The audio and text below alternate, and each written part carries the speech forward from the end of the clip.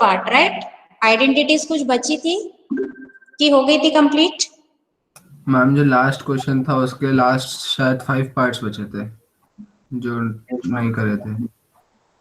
Okay, उसको अभी complete कर लेते हैं हम, है ना?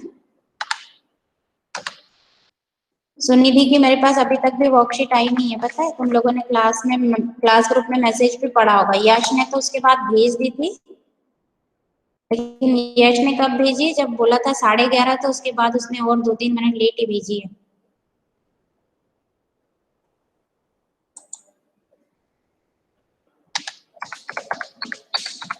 Just give me 1 minute.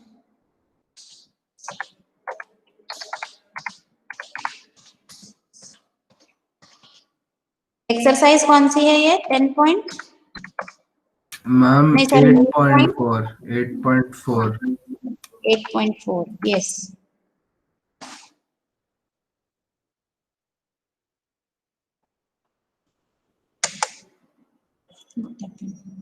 Ma'am और सारे क्वेश्चन तो आ गए थे मैम। ये जो 10th पार्ट है उसका, उसमें भी मैम ये प्रूफ करना है कि मतलब 1 + tan square a upon 1 + cot square a is equal to 1 - tan upon 1 - cot, मतलब दोनों का a का whole square is equal to tan square a। तो मैम ये जो पहला वाला है equal to tan square a तो आ जाता है मैम, लेकिन 1 - tan a upon 1 - cot a का होल स्क्वायर पता नहीं, आता ही नहीं है मेरे। अच्छा, एक मिनट, लेट मी सी, जस्ट वेट।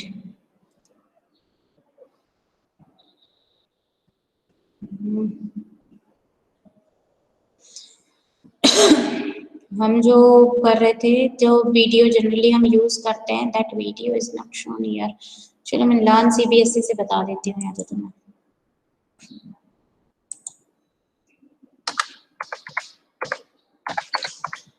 क्योंकि वो बड़ा क्वेश्चन है तो मैं इस पे भी लिखूंगी।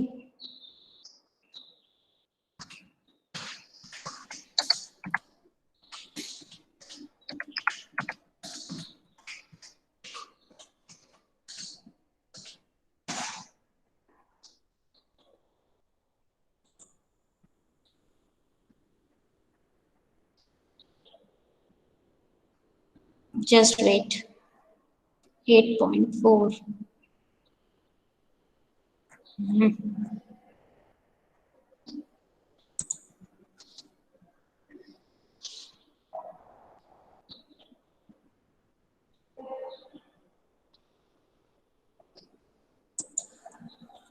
I am presenting my screen.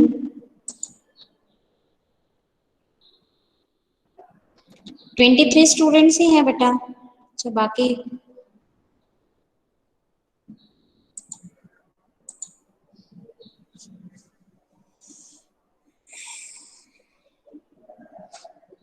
और इसमें और 19 ही आ रहे हैं।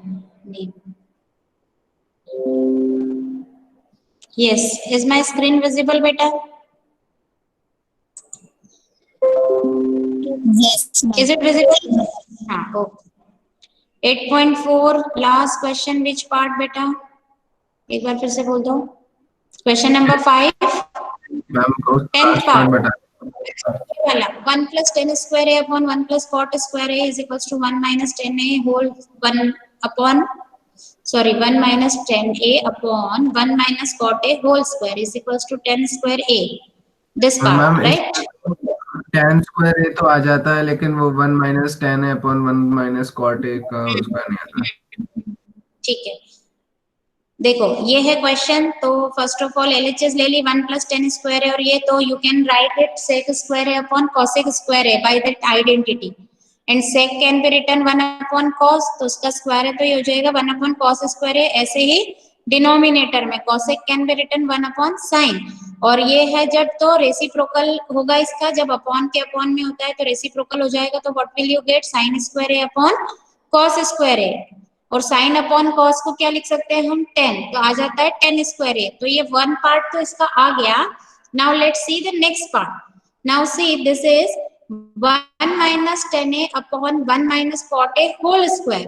तो यहाँ पे tan a, is it visible children clearly? Yes ma'am. हाँ बेटा, और कर्सर पे ध्यान देना, ठीक है। तो 1 एज इट इज, 10 को क्या लिख सकते हैं हम, साइन अपॉन कॉस। वैसे ही कॉट को क्या लिख सकते हैं, कॉस अपॉन साइन। अब ये ऊपर न्यूमरेटर में इधर इधर पहले हम ले लेते हैं एलसीएम। एलसीएम लोगे तो क्या आएगा, इसके अपॉन में कुछ नहीं है, मीन्स 1। तो कॉस ए और 1 का एलसीएम हो गया कॉस ए। कॉस ए का इधर मल्टीप्लाई करोगे तो कॉस ए माइनस साइन ए, और होल अपॉन में क्या आ जाएगा, कॉस ए, लाइक दिस, ठीक है। ऐसे ही डिनोमिनेटर में तुम एलसीएम लोगे तो यहाँ 1 के अपॉन में कुछ नहीं, मीन्स 1। तो साइन ए का इधर मल्टीप्लाई होगा, तो sine A minus cos A and whole upon sine A, पूरे के अपॉन में आ जाएगा साइन ए, ठीक है, क्लियर। Yes ma'am. हाँ, अब देखो बेटा, अब ब्रैकेट के अंदर ही हमने क्या कर लिया, इसका फिर से minus sine a upon cos a into में क्या हो जाएगा, ये ऊपर, और अभी यहाँ पे इस स्टेप में क्योंकि ब्रैकेट ओपन कर लिया इसलिए स्क्वायर अलग अलग दे दिया, अदरवाइज ब्रैकेट के अंदर ही तुम्हारा क्या आ जाएगा फिर, साइन ए अपॉन में कॉस ए, ठीक है। ये आ गया, तुमने इसका रेसिप्रोकल कर लिया साथ में। अब स्क्वायर खोलोगे तो ये इनटू में है तो दोनों को अलग अलग स्क्वायर दे दिया, तो यहाँ पर क्या आ गया, cos a minus sine a का whole square into sine square है, और डिनोमिनेटर में ये है एज इट इज, ठीक। अब साइन स्क्वायर है अपॉन कॉस स्क्वायर है क्या हो जाएगा,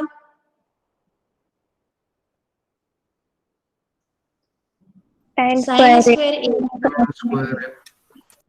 स्क्वायर है। अब यहाँ पे देखो सौरभ, इसमें क्या होगा, ऊपर ये है कॉस ए माइनस साइन है, इसमें से तुम क्या करो, माइनस साइन को कॉमन ले लो। अगर माइनस को कॉमन लिया मीन्स -1 कॉमन आएगा, और -1 का जब ब्रैकेट ओपन करोगे तो -1 का स्क्वायर क्या होगा, 1 है ना, मतलब, और 1 का स्क्वायर है तो वो स्क्वायर से बाहर आ गया, तो अंडर रूट, जैसे तुमने डिस्टेंस फॉर्मूला में x1 minus x2 whole square is same as x2 minus x1 whole square, right. Yes ma'am. तो वैसे ही यहाँ पर भी क्या हो जाएगा बेटा, न्यूमरेटर में cos a minus sine A whole square में है, तो it can be written sin a minus cos a, लिख सकते हैं। वैसे ही तो ये either you should change numerator और denominator, any one should be change, किसी एक को चेंज कर देना साइन। तो जैसे ही तुमने न्यूमरेटर में साइन चेंज किया, क्योंकि यहाँ पे होल स्क्वायर है, यहाँ पे इस बात का ध्यान देना, हर एक इसमें नहीं होगा, cos a माइनस साइन ए को हम sin a minus cos a नहीं लिख सकते, but here it is given with square, तो -1 का स्क्वायर भी क्या होगा, +1 होगा, इसलिए हम इसको लिख सकते हैं। तो अब ये पूरे पोर्शन है। अच्छा, ये मैंने तुम लोगों के प्रेजेंटेशन में देखा कि ये बेसिक कॉन्सेप्ट तुम लोगों को बहुत दिक्कत है इसमें। त्र्यंबकेश है क्लास में, Trimbakesh is there in the class, no ma'am. ये क्लास अटेंड करते नहीं हो, जो 10th के बच्चों को बेसिक चीजें सब आनी चाहिए, वो भी मैं इवन अगर क्वेश्चन में आती है तो एक्सप्लेन करती हूँ, अब तुम इस वक्त सुनते नहीं हो। यहाँ पे जब बेटा ये कैंसिलेशन होगा तो पूरा पूरा sign A minus cos A whole square से sign A minus cos A whole square पूरा पूरा कैंसिल होगा। ये यहाँ ऐसा कैंसिल नहीं होता है कि साइन ए से साइन ए हो गया और कॉस ए से कॉस ए हो गया, ऐसा कैंसिल नहीं होता है, क्लियर है। The whole term is cancelled with the whole term, ये पूरा, क्योंकि यहाँ पे इन दोनों के बीच में कौन सा साइन है, बताओ, minus. So whenever you are having minus और plus sign in between, so you cannot cancel like कि sin से sin कर दिया और cos से cos या 2 से 2 और 3 से 3 कर दिया, तो ऐसा कैंसिलेशन नहीं होता है। हाँ, लेकिन ये पूरा एक ब्रैकेट है, ये ब्रैकेट है, और अब यहाँ पे देखो, यहाँ कौन सा साइन है, जहां मेरा कर्सर चल रहा है, मल्टीप्लाई। अब फॉर एग्जाम्पल ध्यान से सुनना, फॉर एग्जाम्पल यहाँ पर साइन की जगह पे कॉस स्क्वायर ए होता ना बेटा, तो कॉस स्क्वायर ए से कॉस स्क्वायर ए कट जाता, ये कैंसिल हो जाता, क्योंकि यहाँ पे ये जो टर्म है किसके साथ में है, मल्टीप्लीकेशन इस पूरी। लेकिन फिर एक बात ध्यान से सुनो कि अगर ये ब्रैकेट नहीं होता और ये सिर्फ cos a के साथ मल्टीप्लिकेशन में होती तब नहीं कटता।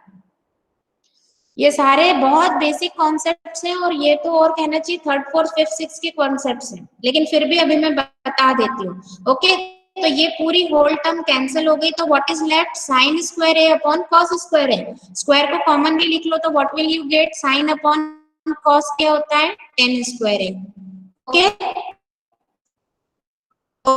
ओके सौरभ? यस। हाँ मैम, मैं वो कन्वर्जन नहीं करा हाँ, था मैंने, तो मैम इसलिए इसके बस वही आ रहा था, मतलब कि ये कैंसिल कैंसिल नहीं हो रहा था ना, इसलिए। हाँ, तो बस ये कॉन्सेप्ट समझ में आना चाहिए कि यहाँ पे हमने क्या किया है, माइनस साइन को कॉमन लिया, तो माइनस मतलब माइनस, माइनस में क्या होगा, ये यहाँ साइन चेंज कर सकते हैं, as you do it in distance formula also ना। डिस्टेंस फॉर्मूला में क्या लिखते हो, x1 माइनस x2 का होल स्क्वायर, और मैंने तब भी हाँ मैम। एक्सप्लेन किया था कि उसको तुम x2 माइनस x1 का होल स्क्वायर भी लिख सकते हो क्योंकि स्क्वायर में है। ठीक है, जैसे 3 माइनस 5 का स्क्वायर, बताओ क्या आएगा 3 माइनस 5 का? मैम आपकी आवाज मतलब बहुत कट कट के आ रही है। क्यों ऐसा हो रहा है बेटा? अच्छा मुझे ये बताओ, 3 - 5 का होल स्क्वायर क्या होगा? पहले 3 - 5 क्या होगा ये बताओ। -2। -2। -2, and what is the square of 4। -2? 4। 4. Okay, now 5 - 3 क्या होगा? 2। 2। And what is the square of 2? 4। So result is 4। same, right? So that's why if a square is yes there, ma'am. so we can cut 3 - 5 with 5 - 3 whole square अगर है तो हम उसको cut कर सकते हैं क्योंकि वो स्क्वायर में है। क्लियर हो गया कॉन्सेप्ट? Yes ma'am. ओके। हाँ, is there any other doubt in this exercise, जो हमने नहीं किए क्वेश्चन या जो तुमने कर लिए होंगे उसमें, जो बच गए थे पार्ट? किसी को है तो जल्दी बोलो, otherwise then we will start height and distance means application of trigonometry. If you have any doubt you can ask.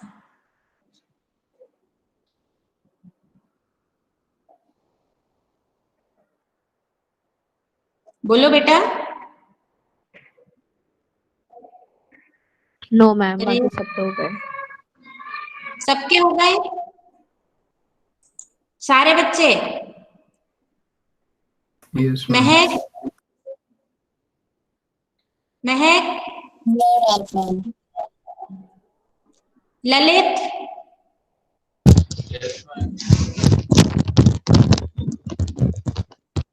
सची,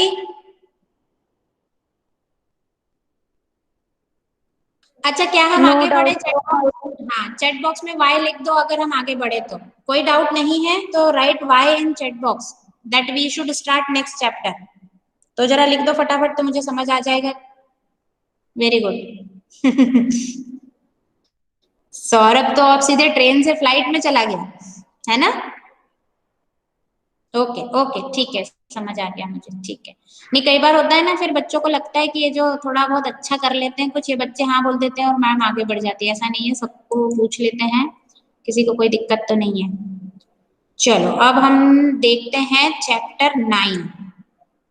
अभी चैप्टर 9 स्टार्ट करने से पहले कुछ बेसिक चीजें हैं जो तुम्हें समझना पड़ेंगी। ओके, इसमें है बेटा application of trigonometry. So for application of trigonometry children, इसमें क्या होता है, ट्रिग्नोमेट्री जो हमने पढ़ी है जनरली इसको हाइट एंड डिस्टेंस के नाम से भी यूज होता है। In some books you will get it like height and distance. It means we can find the height and distance, height of any tower और बिल्डिंग और distance between any two objects, ये हम find out कर सकते हैं, right? तो ये find out कैसे होता है ट्रिग्नोमेट्री के थ्रू, ये इस चैप्टर में हम पढ़ेंगे। तो सबसे पहले अपना तुम लोग कैमरा ऑन करो। Let me see myself कि मैं कहाँ से दिख रही हूँ तुम्हें, तो थोड़ा सा मैं खुद को नहीं दिख पा रही हूँ। हाँ, now the basic concept of this chapter is angle of elevation and angle of depression।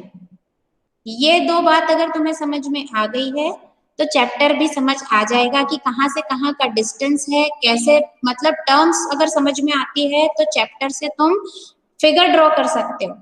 इसमें इस चैप्टर के जब भी क्वेश्चन हो, सिर्फ अब मितुषी का कैमरा ऑन है, बाकी सब ने झलक दिखला के कैमरा ऑफ कर लिया। बेटा कैमरा ऑन करो, I am talking to you, I want to explain you some important concept, that's why I am talking to you, just switch on your camera, ताकि तुमसे भी मैं जब उस तरह से करवा के देखूंगी तो मुझे समझ आ जाएगा कि तुम्हें कॉन्सेप्ट क्लियर हो गया है।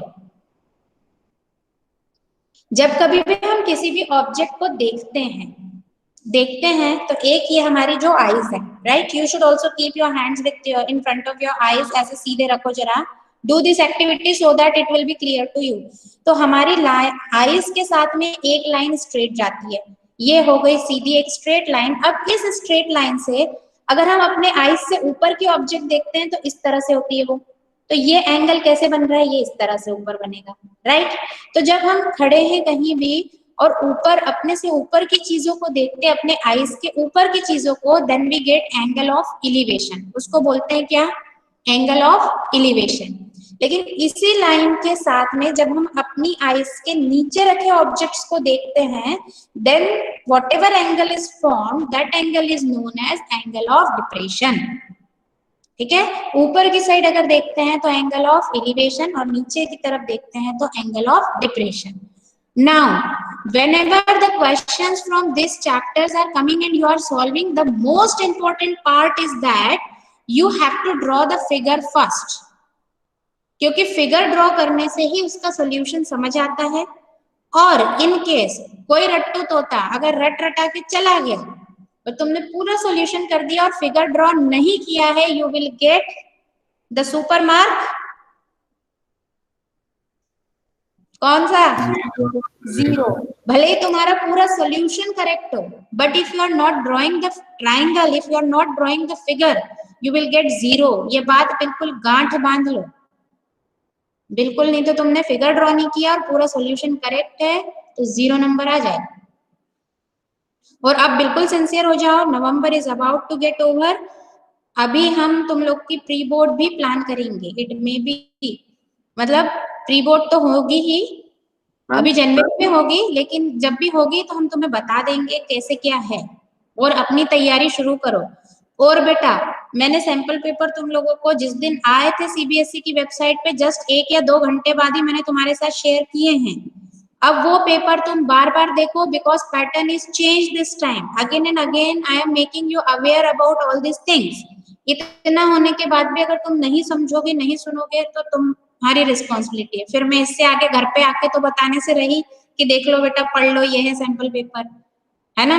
बताओ, ये सैंपल पेपर की बात हम क्लास में कम से कम 3rd से 4th टाइम डिस्कस कर रहे हैं आज, और अभी वर्कशीट पे भी इसीलिए मैंने जानबूझ के क्वेश्चन दिया कि उस नाम पे तो भी पढ़ लोगे, देख लोगे एक बार। और स्टैंडर्ड वाले भी बेसिक का क्वेश्चन पेपर भी करें और बेसिक वाले स्टैंडर्ड का भी सॉल्व करें। ऐसा नहीं है कि हमने तो स्टैंडर्ड लिया है, वाह वाह, बेसिक तो हम यूं ही निपटा लेंगे, ऐसा नहीं है। कॉलर ऊंची करने की कोई जरूरत नहीं है, बेसिक स्टैंडर्ड दोनों में ही लेवल कोई बहुत अंतर नहीं है, and application based questions are there, you have to go through it. और मैं तुम्हें शुरू से भी कह रही हूँ, अभी तक भी अपने जितने चैप्टर कंप्लीट हो गए हैं उनके किस टाइप के क्वेश्चन सैंपल पेपर में सीबीएसई की ऑथेंटिक वेबसाइट से तुम्हें भेजे हैं, वो पूरे अभी बाजार में कोई अवेलेबल हो या पिछले साल के हो, उनसे नहीं मेरा मतलब है। Make it clear, make it sure, वो पैटर्न आप देखो और उससे सॉल्व करना, क्योंकि केस स्टडी बेस्ड क्वेश्चन आने वाले हैं। ओके, हाँ, ये था तुम्हारा 9th चैप्टर के बारे में कुछ शुरुआती इंपॉर्टेंट बातें। I hope you have understood it. Now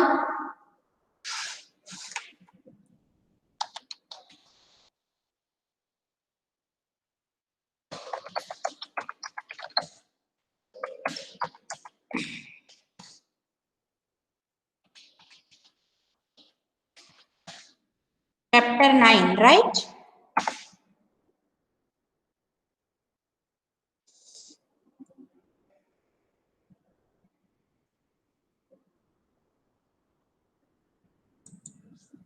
CRT book को शेयर करती हूँ मैं, ताकि तुम लोगों को बेसिक चीजें और अच्छे से समझ में आ जाए।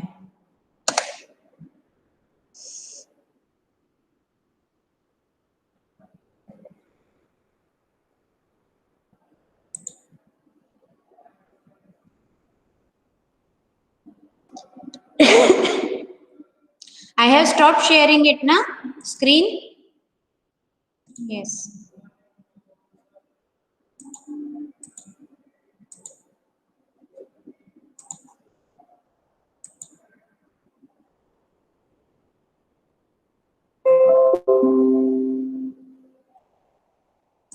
Is it visible, beta?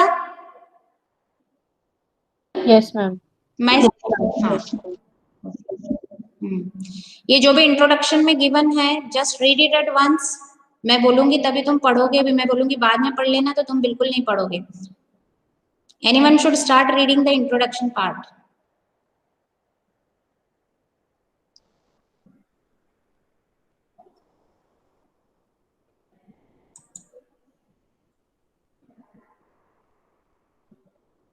Ashna, you read it.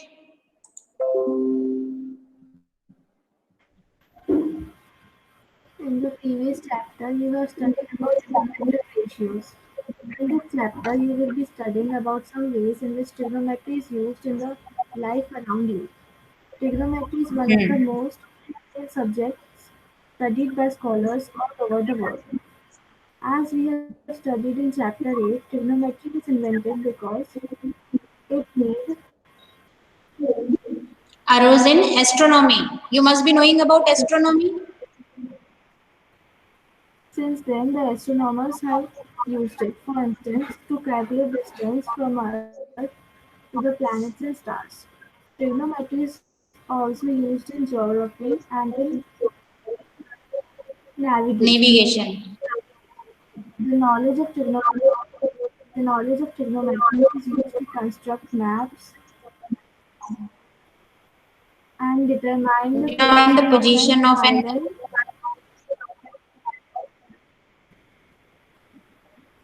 and relation in the longitude and latitudes. Okay. Tanya तुम पढ़ो इसके बाद whatever is given in the box, क्योंकि trigonometry is used in our real life also. That's why those who wanted to make their career in the field of maths ahead, उनको तो और अच्छे से पढ़ना ही चाहिए, है ना. इस चैप्टर को अच्छे से पढ़ना, जिनको आगे भी और बाकी 10th पास करने के लिए तो हमें पढ़ना ही है. हाँ बेटा, जैसे मैंने कहा था तुमको एक बात और, कि कुछ चैप्टर्स अकेले ही इतना दम रखते हैं कि वो कई सारे मार्क्स ले आते हैं. तो जैसे मैंने तुम्हें फर्स्ट चैप्टर और 7th चैप्टर का कहा था कितने कितने मार्क्स हैं उसके?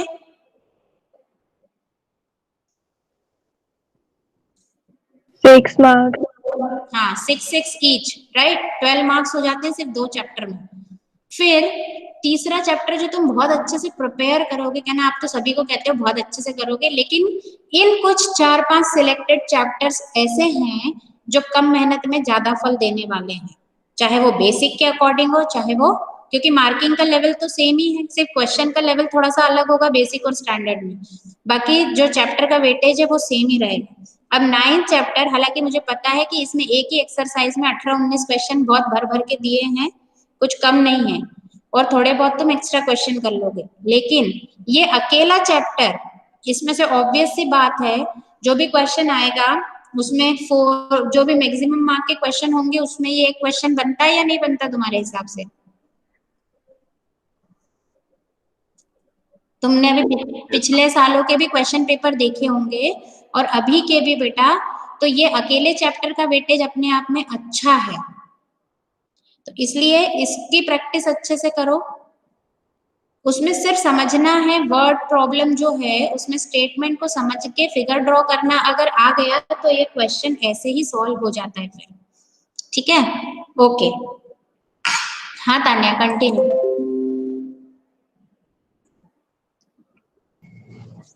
Surveyors have used trigonometry for centuries. One such large surveying project of the 19th century was the Great Trigonometric Survey of British India, for which the two largest ever theodolites were built. During the survey in 1852, the highest mountain in the world was discovered. From a distance of over 160 kilometers, the peak was observed from 6 different stations. In 1856, this peak was named after Sir George Everest, who had commissioned and first used the giant theodolites. The theodolites are now on display in the Museum of the Survey of India in Dehradun. Okay, you can see here the figure is given theodolite, even एक small हमारे पास भी है, उससे अगर तुम लोग होते तो मैं तुम्हें दिखाती, जैसे height of the tree, height of the buildings, even the distance between the earth and the moon और द अर्थ एंड सन, और ये सब क्या अब यहाँ से वहां कोई टेप लेके थोड़ी नापने गया था, या हाईएस्ट माउंटेन पीक कौन सी है या क्या है, तो ये सब कोई ऐसा थोड़ी कि बॉटम से खड़े होके कोई टेप लेते हुए चल रहे हैं, कुछ मेजरमेंट लेके ऊपर तक चढ़ के जाके देखेंगे और मेजर करके फिर वापस आएंगे, ऐसा होता है क्या? ऐसे नापते खोज कर फिर, और सूर्य पे जाना तो पॉसिबल ही नहीं होता, सन पे जाके तो जा ही नहीं सकते हैं, जा सकते हैं क्या? जा सकते हैं क्या? इट्स अ हॉट बॉल ना ऑफ गैसेस, तो जब उससे पहले ही सोच लो हम 45, 46, 48 टेम्परेचर में गर्मियों के दिनों में हमारी हालत क्या होती है। ओके, तो this branch of trigonometry, or this is the application of trigonometry, it is used in our real life, and where we are using it now, you people are aware about it, yes or no? समझ में आई ये बातें तुम्हें? कहाँ कहाँ use होता है, अभी पढ़ा तुमने, बताओ कहाँ कहाँ यूज हो रहा है? मैम ये बोलो कार्तिकेय। मैम हमें मान लीजिए किसी बिल्डिंग की हाइट नापनी हो, अगर बहुत मतलब कोई पहाड़ वहाड़ या कोई बिल्डिंग हो तो इसके द्वारा नाप सकते हैं। इसका यूज करके हम इसको फाइंड कर सकते हैं। फिर हाईएस्ट माउंटेन पीक कौन सी है, या डिस्टेंस बिटवीन टू सिटीज, ये सारी, there are so many things which can be used with this, which can be find, we can find it. हाँ, ये इस टाइप से ये है। खैर ये तो बड़े लेवल की चीजें हैं, ये जो थियोडोलाइट है ये बड़ा वाला है, मतलब सिंपल, इसमें भी हम छोटे छोटे अलग अलग इंस्ट्रूमेंट्स होते हैं। सी नाउ वी, हाँ इसके बाद का पढ़ो।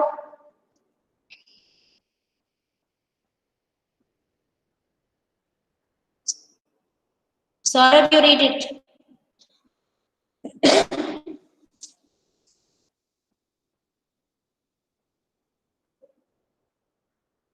सौरभ, मैम मुझे मतलब स्क्रीन दिखाई नहीं दे रही। बुक तो होगी ना तुम्हारे पास? तो मैम अभी नेटवर्क ही चला गया था ना मैम, तो सुन ही नहीं पाया ना मैम। अब दिख रही है। अच्छा, यहाँ पेज नंबर 196 से पढ़ो इन दिस चैप्टर।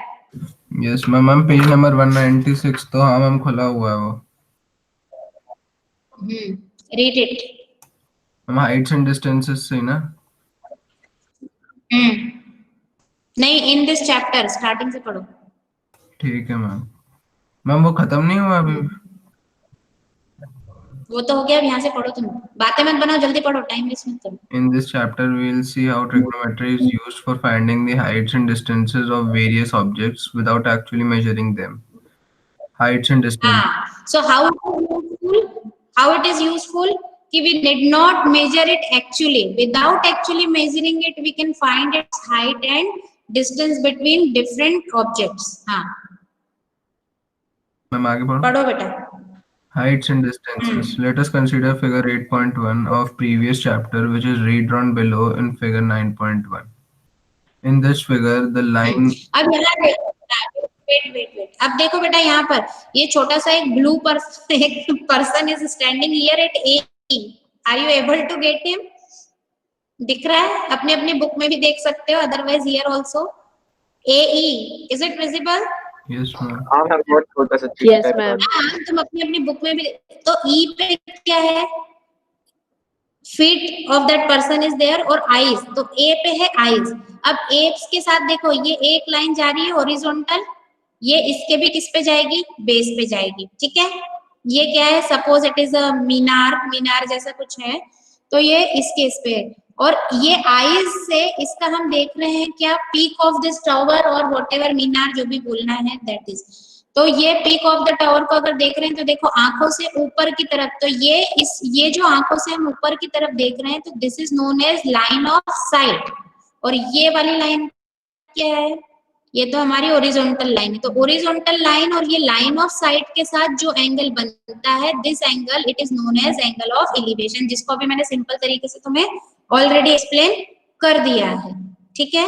ये यहाँ इस फिगर में, जैसे अगर ये हो गई इसकी, ये हाइट है, और ये डिस्टेंस है इन दोनों के बीच में कि person is standing here and that मीनार और टावर इज हियर, तो इन दोनों के बीच का डिस्टेंस इससे निकाल सकते हैं। तो this is forming what, this figure is known as, क्या है इसका स्पेसिफिक नाम? मैम पूरे का कि केवल ABC का? अरे ये जो बन रहा है ये figure ABC, right angle triangle. Triangle, right. तो यहाँ पे क्या यूज करेंगे फिर हम? मैम वही ट्रिग्नोमेट्रिक रेशियोज और आइडेंटिटीज। ट्रिग्नोमेट्रिक रेशियोज और आइडेंटिटीज, बस वही है। तो ये एंगल हो गया एंगल ऑफ एलिवेशन, ये because it will B an acute angle, right. तो वही हम ट्रिग्नोमेट्री को यूज करके और सॉल्व करेंगे। अब यहाँ पे ध्यान से समझना, मान लो किसी इसमें तुम्हें दिया है distance between these two objects और ये वाली साइड अगर दी है, मतलब हाइपोटेनियस गिवन है और एंगल ए को हम थीटा ले रहे हैं, तो बेस और हाइपोटेनियस गिवन है, तो तुम कौन सा ट्रिग्नोमेट्रिक रेशियो यूज करोगे? मैम क्या गिवन है? मैम बेस और हाइट गिवन है। हाँ, tan थीटा। 10। बेस और हाइट। अच्छा हाइट बोला क्या मैंने? बस मैम अच्छा हाइट बोला ना। Yes correct.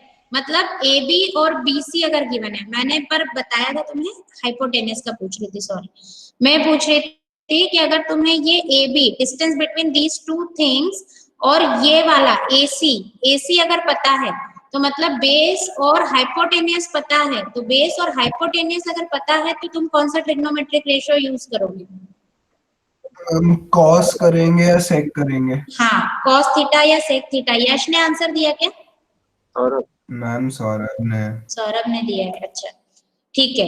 तो अब इन क्वेश्चंस को पहले जैसे ही तुम फिगर बना लोगे तो तुम्हें समझ आएगा कि तीनों में से परपेंडिकुलर, बेस और hypotenuse, out of these three what two informations are given, और जो टू इंफॉर्मेशन गिवन है उसके अकॉर्डिंग हम ट्रिग्नोमेट्रिक रेशियो लेंगे। एंगल तो गिवन होगा 30 डिग्री 60 डिग्री, जो भी एंगल गिवन होगा उसके अकॉर्डिंग हम क्या करेंगे, परपेंडिकुलर, बेस और हाइपोटेनियस में से जो टू इंफॉर्मेशन गिवन है वो ट्रिग्नोमेट्रिक रेशियो हम लेते हैं। ठीक है, समझ में आ गया?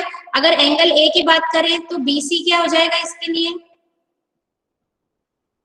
Perpendicular. If perpendicular and hypotenuse is given to you, then sine. तो मैम साइन या perpendicular base is given, then tan या cot। वैसे मैक्सिमम क्वेश्चन में tan थीटा का ही यूज ज्यादा होगा, लेकिन फिर भी कॉन्सेप्ट तुम्हें समझ आना चाहिए कि where you should take tan theta, where you should take sine and where you should take cos। ठीक है, हाँ आगे पढ़ो Saurabh. In this figure, the line AC drawn from the eye of the student to the top of the minar is called the line of sight. The student is looking at the top of the minar. The angle BAC so formed by the line of sight with the horizontal is called the angle of elevation of the top of the minar from the eye of the student. Thus, the line of sight is the line drawn from the eye of an observer to the point in the object viewed by the observer. The angle of elevation of the point viewed is the angle formed by the line of sight with the horizontal when the point being viewed is above the horizontal level. That is the case when we raise our head to look at the object. See figure 9.2. ये मैंने तुम्हें explain कर दिया है already, Yes, ma'am. है ना? Next. Now consider the situation in figure 8.2. The girl sitting on the balcony is looking down at a flower pot placed on a stair of the temple. In this case, the line of sight is below the horizontal level. The angle so formed by the line of sight with the horizontal is called the angle of depression. अब यहाँ पे देखो बेटा, in this figure you should see carefully. देखो the girl is standing और sitting whatever and she is looking down here to this object. इसको देख रही है, ये वाली लाइन है हॉरिजॉन्टल लेवल आई के साथ में जो जा रही है horizontal line, and from here she is looking down here, तो ये है लाइन ऑफ साइट। अब यहाँ पे देखो बेटा, ये है ये और एंगल बन रहा है यहाँ पर, तो this is known as angle of depression. लेकिन हम जब ऑब्जेक्ट के साथ देखेंगे, अब देखो जब इसकी आई से यहाँ ग्राउंड लेवल पे आओगे तो वो होगा परपेंडिकुलर, होगा कि नहीं? ये हाइट होगी, ये हाइट होगी। तो ये हाइट से जब हम चलते हैं बेटा, ये हाइट है, मतलब ये हाइट हमेशा कैसी होती है? परपेंडिकुलर। और जब ये लाइन यहाँ पर आई तो जो एंगल यहाँ फॉर्म होगा, कर्सर पे ध्यान देना तो समझ पाओगे, तो एंगल बनेगा इधर, because when we talk about the trigonometry we need a right angle triangle. तो यहाँ से राइट एंगल ट्राइंगल फॉर्म करने के लिए हम क्या करेंगे, यहाँ से ये जो परपेंडिकुलर ड्रॉ करेंगे, तो ये एंगल जो यहाँ बनेगा इधर, ये एंगल इक्वल होगा किसके, ये वाले एंगल ऑफ डिप्रेशन के। होगा या नहीं होगा? होगा। What is the reason? Alternate angles. Yes, because when you see this horizontal level and this line, ये वाली जो base वाली line है, when you observe these two lines carefully, then this line of sight will act as transversal. और ये दोनों lines क्या हो जाएंगी? Parallel to each other. और ये क्या हो गया? ट्रांसवर्सल। तो ये एंगल ऑफ डिप्रेशन इधर और ये जो एंगल बनेगा यहाँ पे, ये दोनों एंगल होंगे equal bye alternate interior angles. तो एंगल ऑफ डिप्रेशन ये यहाँ पे क्या होगा, इक्वल होगा। इसीलिए हम ट्राइंगल में कई बार इस तरह जब भी एंगल बनाएंगे, भले एंगल ऑफ एलिवेशन हो, तब भी वो बनता कहाँ पर है, नीचे, है ना, ऊपर की तरफ नहीं बनाने जाते उसको। इसी तरह से हम सॉल्व करते हुए क्वेश्चन सॉल्व करेंगे। फर्स्ट एग्जाम्पल है जैसा, a tower stands vertically on the ground. ये है टावर, ठीक है, हमने ड्रॉ कर लिया, A B is the tower. Then from a point on the ground, तो ग्राउंड पे कहीं एक पॉइंट ले लिया सी, सी को हमने क्या कर दिया, बी से मिला दिया और ए से मिला दिया, which is 15 metre away from the foot of the tower. ये ध्यान रखो, means what is given now, ये है फुट ऑफ द टावर और ये पॉइंट है 15 metre away from the foot of the tower, means this BC is 15 metre. Okay, the angle of elevation of the top of the tower is found to be 60 degree. तो यहाँ से इस पे जो देख रहे, क्यों, क्योंकि एंगल तो बन रहा है यहाँ, लेकिन यहाँ कैसे, इस तरह से बन रहा था, तो ये एंगल और ये एंगल होगा ऑल्टरनेट इंटीरियर एंगल, इसलिए ये इक्वल होगा। तो सी पे कितने का एंगल बनेगा बेटा, 60 डिग्री का एंगल बनेगा, है ना। अब तुम्हें क्या फाइंड आउट करना है, find the height of the tower, मतलब height of the tower theta है सी पर, ये सी है हमारा acute angle, height of the tower हमें फाइंड करना है, और ये BC क्या हो जाएगी इसके लिए, Base. बेस। तो बेस और हाइट से मतलब परपेंडिकुलर से मतलब है, तो बेस और परपेंडिकुलर कौन से ट्रिग्नोमेट्रिक रेशियो में आता है, 10, 60. 10। और हाँ, थीटा कितना है यहाँ पे, 60 डिग्री। 60. डिग्री। तो तुम क्या लिखोगे, in triangle ABC tan 60 degree is equals to AB upon BC, perpendicular upon base, तो AB अपॉन BC। अब tan 60 की वैल्यू रखो, AB we need to find, BC is given, just put it and solve it. So what is the answer, AB is equals to 15√3 metre. यहाँ पे इन questions में unit बहुत ध्यान से लिखना जरूरी है। तो AB is height of tower, we need to find it, and here we have got it, it is 15√3। Okay children, समझ आ गया ये question? Yes, ma'am. Yes, Okay, ma'am. that's all for this class. Thanks. Thank you ma'am, Saira ma'am. Okay, Sai Ram, now you can leave the class. Thank you, ma'am. हाँ, कल मैं extra class ले सकती हूँ बेटा सुबह 10:30 से। ठीक है मैम। हाँ, है ना। वो बच्चे जो एब्सेंट हो रहे हैं उन्हें बोलो रेगुलर हो जाओ। प्री बोर्ड, थर्ड असेसमेंट, अब सब ये दिसंबर में आने वाला है। जैसे ही सेकंड असेसमेंट का रिजल्ट आता है, you just be ready for third assessment and pre board. सारी चीजों के लिए रेडी रहो।